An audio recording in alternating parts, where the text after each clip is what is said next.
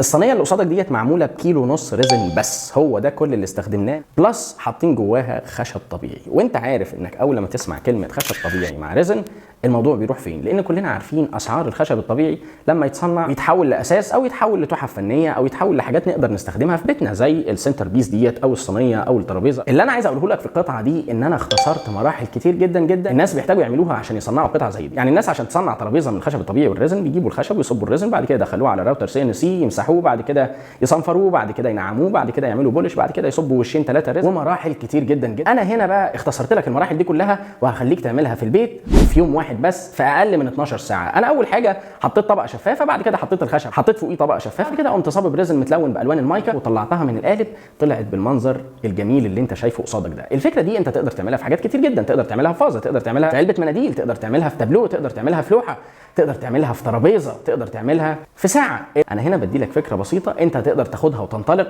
هتجيب لك ارباح وعوائد كبيره جدا جدا. كل اللي انا قلته لك وكل اللي انت محتاجه عشان تعمل حاجه زي كده هتلاقيه موجود عندنا على الويب سايت، سواء القوالب سواء الالوان سواء الريزن وكل التولز اللي انت محتاجها عشان تبدا تنتج وتطلع الافكار اللي انت عايزها. وكمان عامل لك باكجات هتوفر لك كتير جدا جدا، لمم لك جواها كل حاجه، وبعد كده عملت لك عليها خصم 40% عشان احل لك كل المشاكل. فانت تقدر تطلب الاوردر يوصل لك لحد باب البيت عندك خلال 3 ايام، او تقدر تنورنا في فرع الزمالك او فرع الهضبه الوسطى. وعايز تعرف اي تفاصيل اكتب لنا في الكومنتات او ابعت لنا رساله بطلبك وهنرد عليك حالا.